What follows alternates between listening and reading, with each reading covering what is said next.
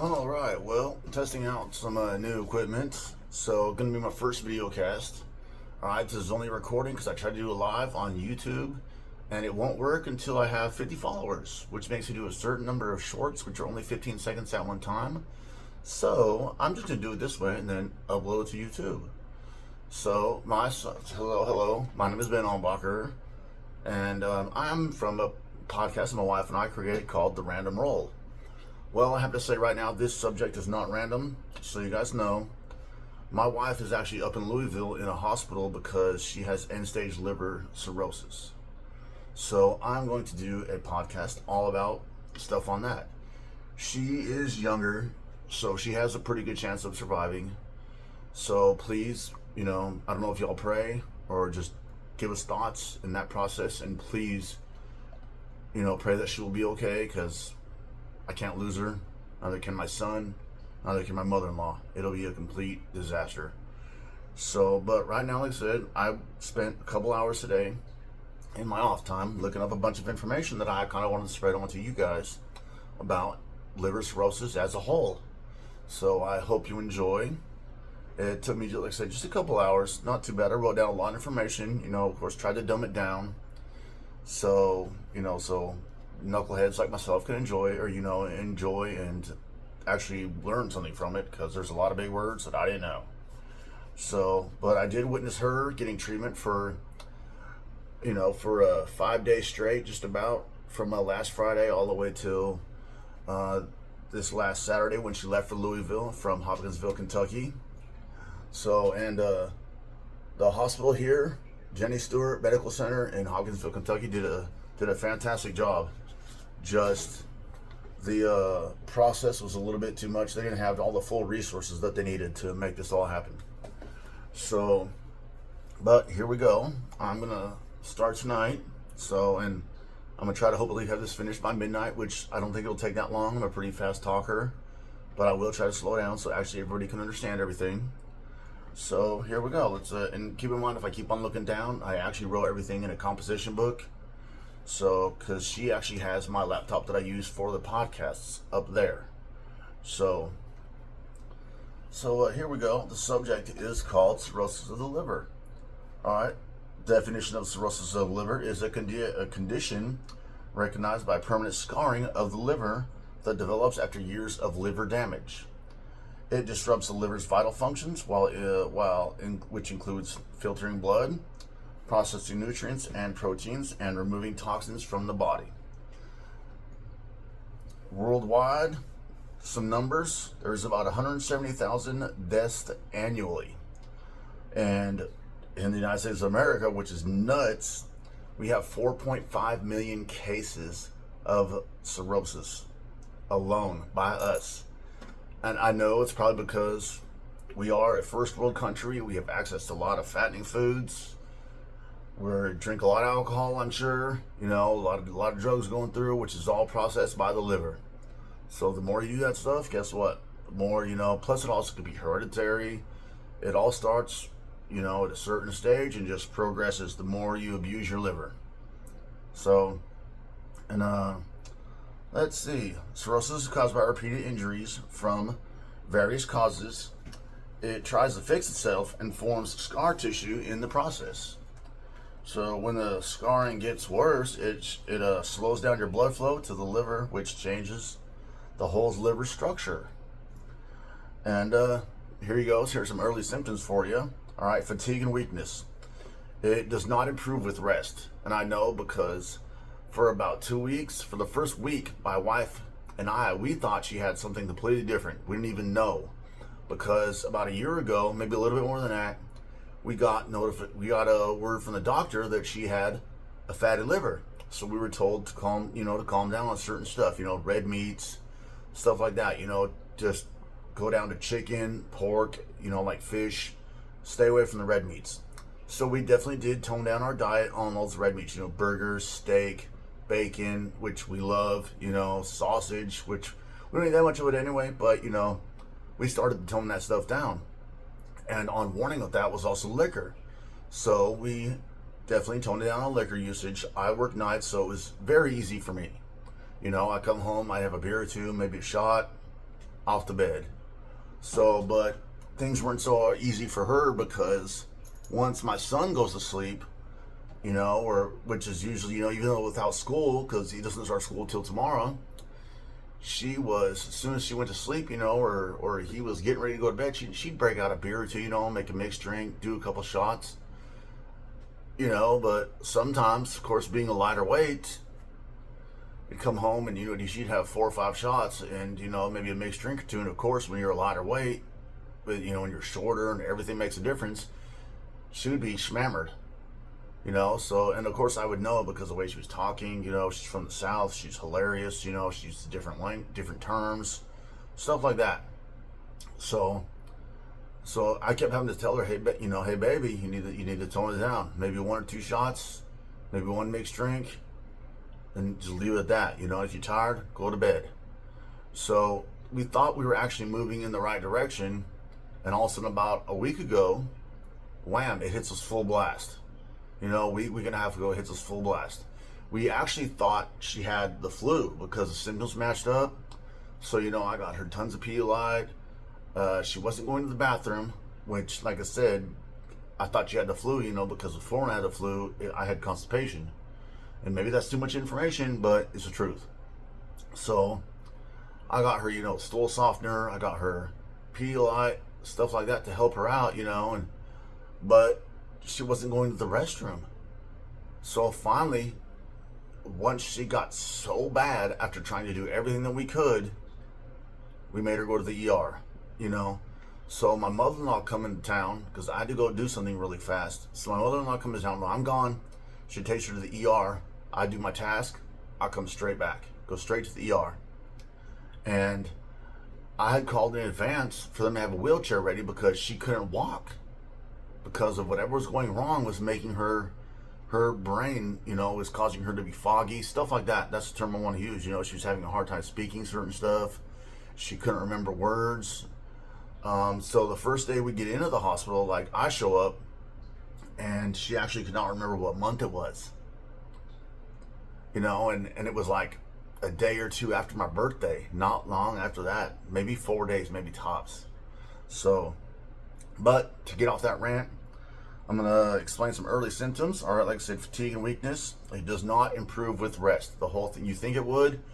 Finding out right as of right now, she's always tired still. She's going through thousands of tests.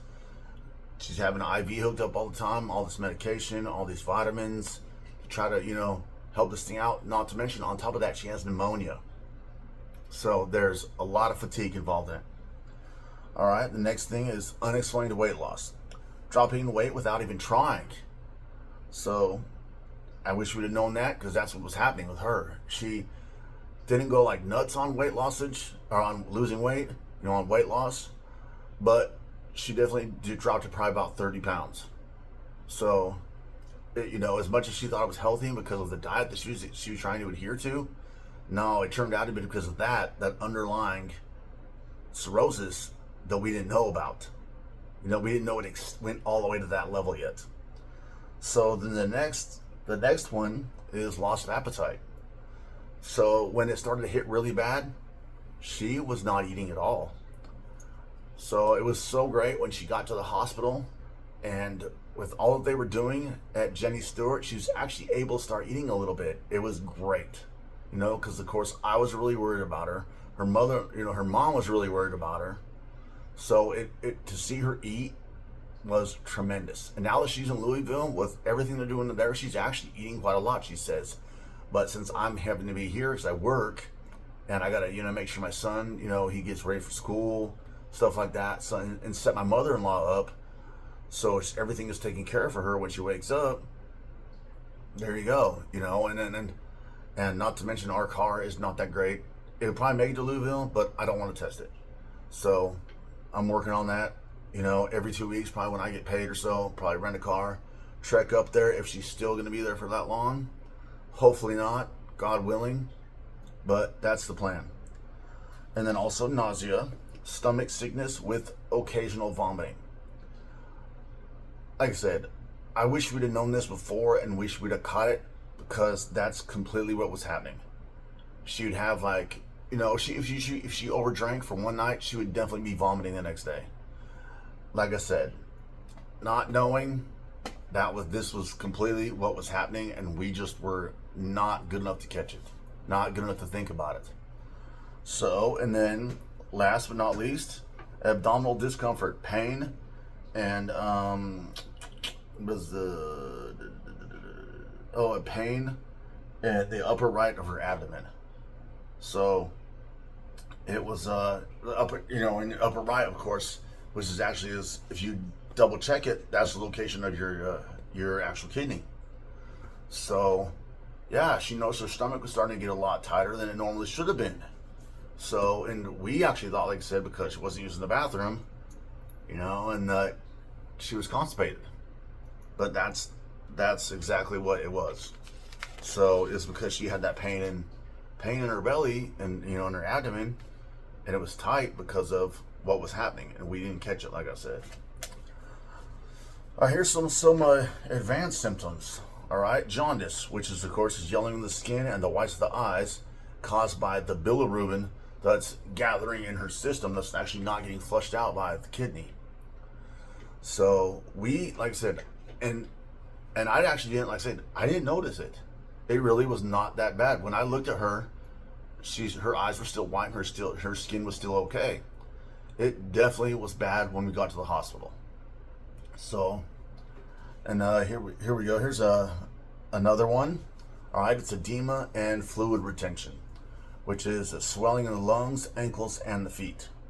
So, probably definitely swelling in the lungs, ankles, and the feet. I didn't notice that, not so much. So even before I left her on Saturday, before she went to Louisville, if that was there, it did not seem that bad. So hopefully she's doing she's doing really well with that right now. Like I said, all I can do is get checks over the phone from her and text messages. My parents do live up close to there, which is great because they can go see her. And her sister also does live in Louisville. So that is very nice. They come there almost on a daily or after work. They bring her stuff, So it's actually very nice. So then the third symptom is called spider angiomas. These are spider-like blood vessels visible on the skin's surface. Excuse me. Mostly from what I saw with those, the location of them mainly is on the belly that I saw. So I really didn't see anything, like any illustration of them anywhere else. But that's mainly where I saw them, was on the belly. So I don't think I noticed any of those on my wife's belly, thank God. But that is one of the symptoms if this ever, happens to come down on you. All right, number 4, easy bruising. This is from the liver's lack of ability to produce ways to clot the blood. So I'm assuming that, because my wife had that fatty liver diagnosis about a year and a half ago. We also did notice, like, years ago that she bruised pretty easily. Like I said, because that had never been diagnosed, we didn't know that ever was a part of it. So I don't know if it was just our miss or a doctor's miss for all those years. That's possibly the major cause of it right there, was that it was like beginning stage of the liver cirrhosis. And then I really don't know how to process, or I really don't know how to pronounce this, so just deal with it, I guess. Hear me out. It's spelled ASCITES. I've been pronouncing it either acetes or CDs. All right, and what this is filled up fluid buildup in the abdominal cavity, causing distension. So when my wife's, all that fluid that was not getting processed out of her body was building up around her liver and in her, especially, like I said, especially around her liver. So when they did this thing called a paracentesis, which is they inject a huge needle into that area by your liver, and they suck out a whole bunch of fluid. Pretty much the fluid it's like infection, and it looks like urine. It's yellow, so it's not like all thick like Jello or nothing like that. It flows out pretty freely. But I watched the doctor do it, and he put a small incision in my wife's abdomen on the upper right hand side, and then he stuck in a huge, It's a needle, but the needle's probably like, taking a wild guess, about 8, 9, 10 inches long, and it's about 1/8 of an inch, around. So he stuck that in there, but that was after he actually stuck a needle in there and sucked out a big syringe size of fluid. So then he was like, oh yeah, here we go. So he sucked that in, and the first day, the day one of getting her in there, which is she went automatically from the ER to the ICU before I even got there, and I was only gone maybe 20 minutes. And he did that once what's the term? Well, once her heart rate kind of like, evened out, and her blood pressure went up, because her blood pressure was like 89/40. It was really low. So once her blood pressure got up into the hundreds, and then they did it. So yeah, they did that, and that first day, they sucked out 5 pounds of fluid. Crazy. So, and that wasn't even the whole thing. All right, so here's the next group of symptoms that have to do with a totally different something else. All right, these have to do with cognitive and neurological symptoms. So part of that is mental confusion, fogginess, and forgetfulness. Like I said, that first day, I think she could barely remember her name, but she couldn't remember what month it was. She didn't know what day it was. So that obviously, and she was like forgetting how to spell stuff. My wife does not forget a lot. So that was completely mind-blowing to see that. So then the next one is hepatic encephalopathy. It's brain dysfunction caused by the toxins that the liver cannot remove. So, they go hand in hand. So, and then there is sleep disturbances, insomnia, and reversed sleep patterns. Now, for me, even though I switch over to first shift tomorrow, my sleep pattern is still set on working nights. So I wouldn't go to sleep till 2, 3 in the morning. And I would sleep, all the day. And then, I'd sleep till about 1, 2 o'clock, get up, take a shower, get dressed, pack my lunch, that whole 9 yards. And she would be doing the same, even though she would be sleeping more than I would. And she'd be taking naps throughout the day. So, obviously it did mess with her, and she was making her extremely tired because of the fatigue. So that was a definite major change, was her sleep patterns. All right, so here we go. Here's some major causes of the whole thing. All right.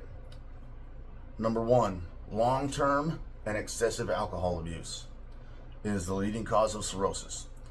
It damages the liver directly, and the risk increases with the amount of how much the person drinks and how often they drink.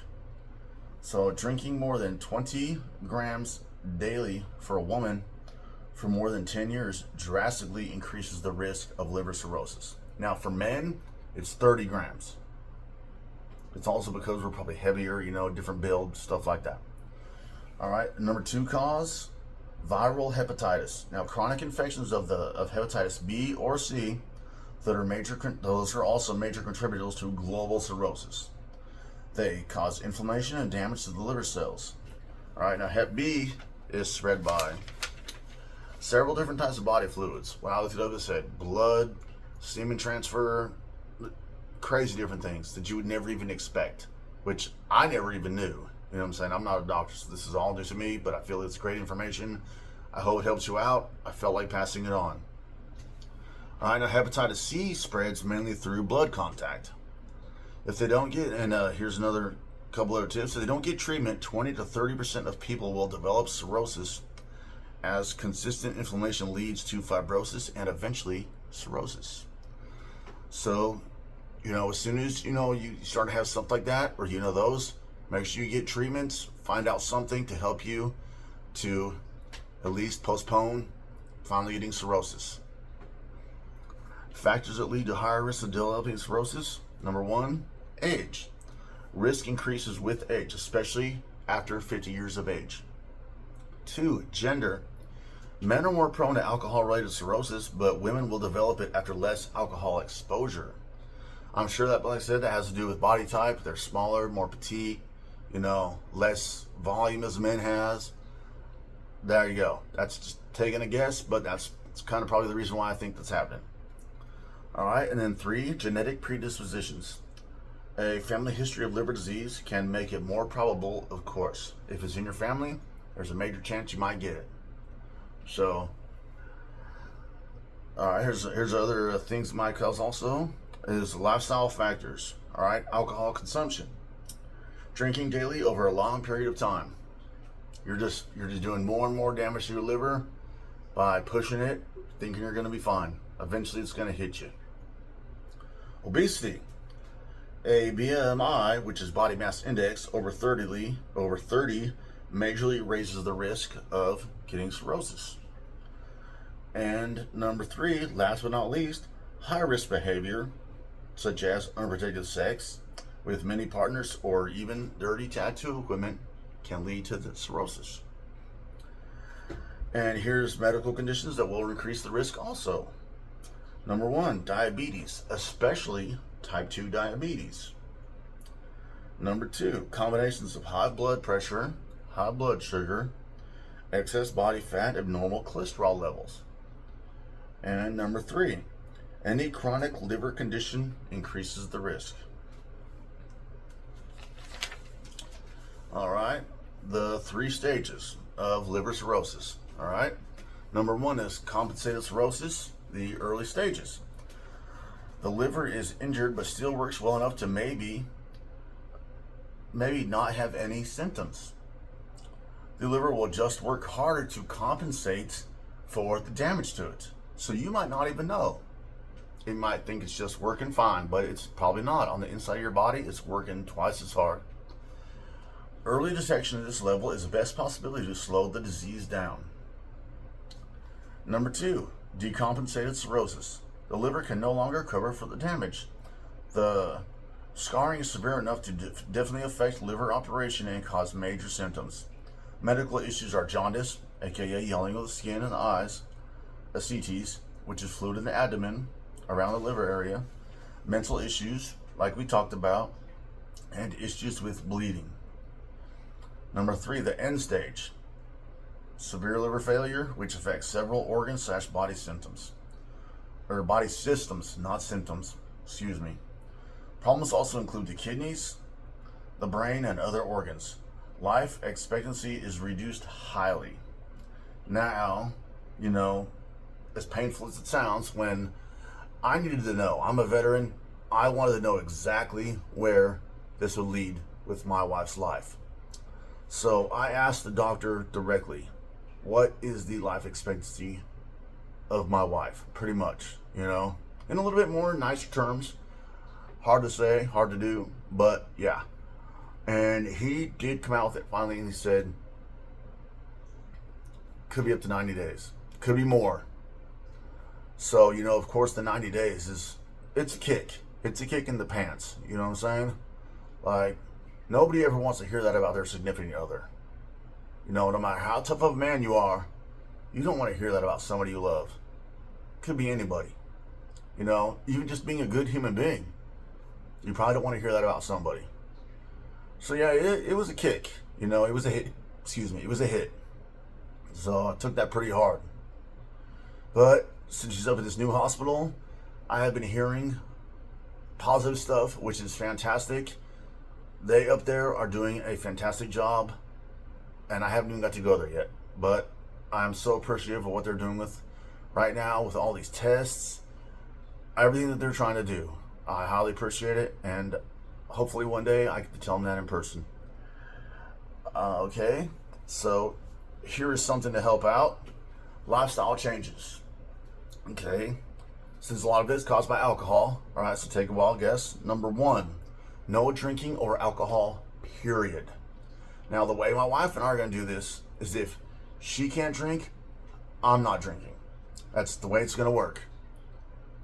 We're a team in this. I'm going to be there, and that's how we're going to do this. If she's not drinking, I'm not drinking.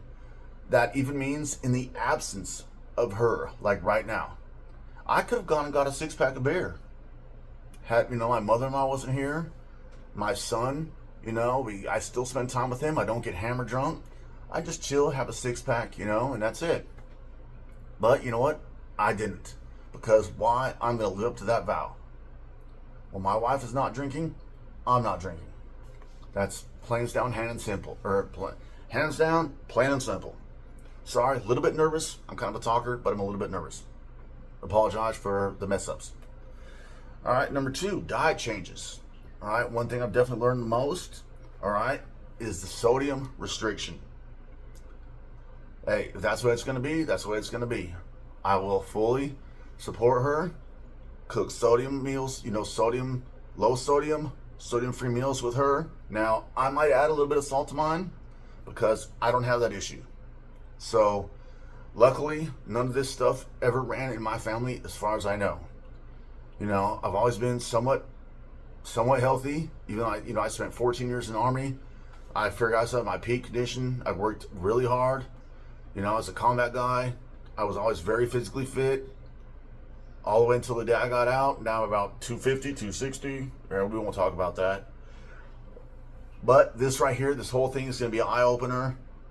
I'm going to also probably start going back to the gym or invest in gym equipment for our house, because they have a full basement that I can use.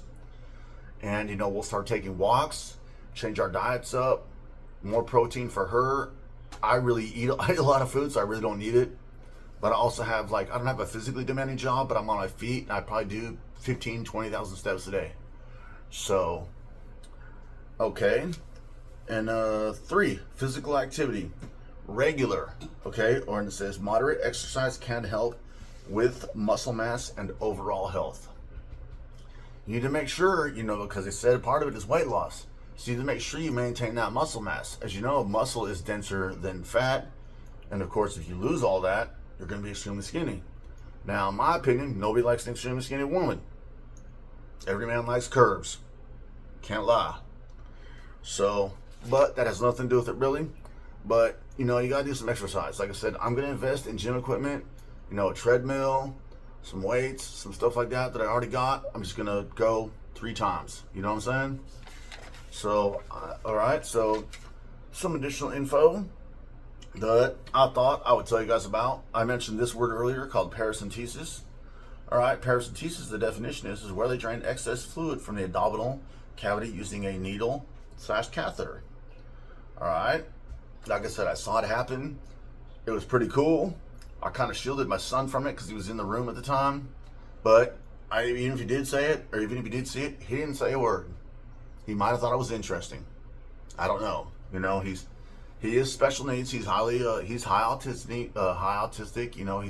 He's high functioning autism. So his mentality. He's age 11, but his mentality is not all the way up there at that level yet. He's doing fantastic. But yeah, seeing that stuff, all he really recognizes with this whole thing is that his mother is sick. Like I said, we haven't told him the whole thing. So sorry about that. I thought I heard him. But we haven't told him the whole thing. Like I said, he might not understand. So, but yeah, it was very interesting to watch. So, all right. And then number 2 thing is, like I said, it's that term that I might not know how to say. It's spelled ASCITES. I'm assuming it's ascites or ascites, something like that. The buildup of fluid in the peritoneal cavity, mostly caused by liver disease, cancer, or an infection of some type. So, all right, and then just extra notes I wrote down. Paracentesis may be done for testing to determine the cause of the ascites.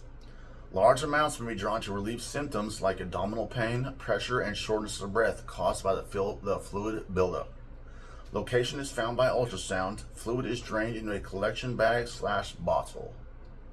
Now, when I saw this, like I said, the doctor did draw out a little bit at first to, I guess he wanted to see some tests on it really quick, and then he went into the full-blown draw. So they did, they hooked it up to a system in their wall, which actually, suctioned it out of there with that really long needle I was telling you about. And it, went directly from the area where it was the infection in my wife's abdomen to a bottle that was mounted on the wall that was approximately, I'd say about 4 or 5 inches wide, maybe 8 inches around, and about 1 foot high. So, and yeah, it filled it all the way. And then they emptied that part out. They stopped the process. and then they put up another one, and they went another halfway. And I think they said that was 1.5 liters, which equals approximately to 5 pounds. The next time they did it all the way to 7 pounds. So in 3 days, they withdrew 12 pounds of that fluid. So it was an eye-opener, big time, watching this whole thing. So I've, this whole situation is an eye-opener. It's an eye-opener for me that, can't take things for granted, for one, as cliche as that sounds. So, yeah, and like I said, whatever my wife has to do, I'm going to do. That's where this is going to be. And we are in this as a team till the end to get this whole thing to either work or, or worst case scenario, which I don't even want to mention. So, but I hope you guys like my video, like I said, and once I get past this whole short thing, I'm just gonna start doing these live, okay? So, and we do have like I said, we do have a podcast. It's on Podbean right now. So if you subscribe to it, if you want to subscribe to it, it's called The Random Roll by Ben and Sarah Ambacher. So, and as I said, I highly appreciate y'all listening. If you guys do listen to this, hey, feedback would be more than welcome. Don't be too harsh with it, all this negative stuff. Hey, whatever floats your boat. I probably, if it's going to be completely like, oh, you're a douche or something like that, I probably won't respond. But if you guys want to have some, like I said, some constructive criticism, some good feedback, I will gladly accept it, and we'll move on from there. We'll take it with a grain of salt and fix things. All right, so like I said, I highly appreciate everything, and hope you all have a great week. Especially with the work week starting, whatever y'all got going on. I hope you guys sleep good, and good night, and God bless. Thank you for everything. Have a great night, and bye.